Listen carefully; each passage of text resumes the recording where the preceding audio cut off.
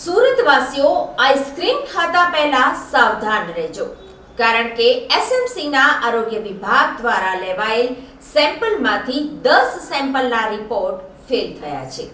29 આઈસ્ક્રીમના સેમ્પલોમાંથી 10 sample fail થયા છે. SMC દ્વારા કાયદેસરની કાર્યવાહી હાથ ધરાઈ છે.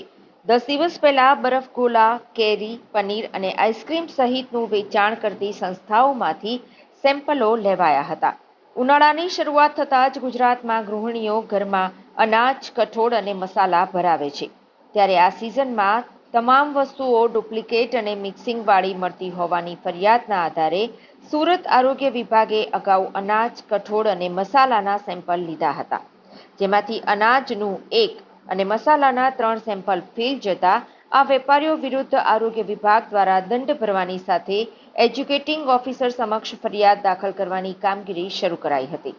સિઝનમાં આ તમામ વસ્તુઓની બજારમાં ખૂબ જ માંગ હોવાથી વેપારીઓ કમાવા માટે આ તમામ વસ્તુઓમાં મિક્સિંગ કરતા હોય છે અથવા તો ડુપ્લિકેટ વેચતા હોવાનું ગુજરાતમાં છેલ્લા 1 વર્ષથી સામે આવી રહ્યું છે.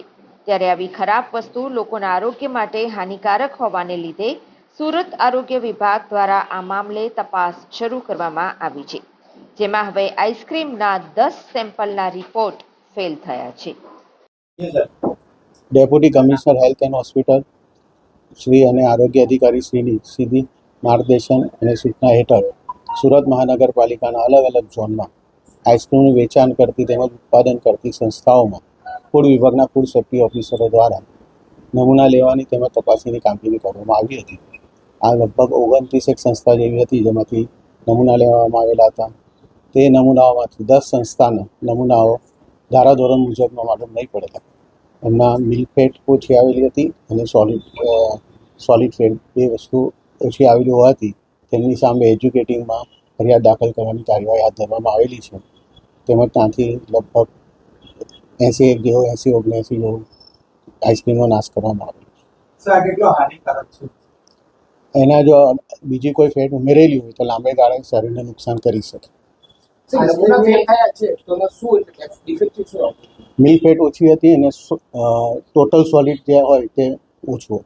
આઈસ્ક્રીમની અંદર મિલ્કનું પ્રમાણ કેટલું હોવું જરૂરી છે અને આ જે 10 સંસ્થાઓમાંથી આ જે મળી આવ્યું છે તેમાં મિલ્કનું જે પ્રમાણ છે તે કેટલું ઓછું છે?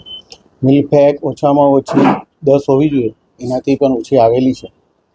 એટલે નમૂનાઓ ધારાધોરણ મુજબ ન હોવાનું કહેવામાં. તેની કેટલી આડઅસર આવી પ્રકારની આઈસ્ક્રીમમાં રહેવાની થઈ છે? એટલે અંદર જો કોઈ ફેટનો ઉમેરો હોય તો એમાં શારીરિક નુકસાન થઈ શકે. તો હવે લોકો પાસેથી ફેક છે અને કઈ રીતના પગલાં લેવાશે? એમની સામે એજ્યુકેટિંગમાં ફરિયાદ દાખલ કરવાની કાર્યવાહી હાથ ધરવામાં આવી છે.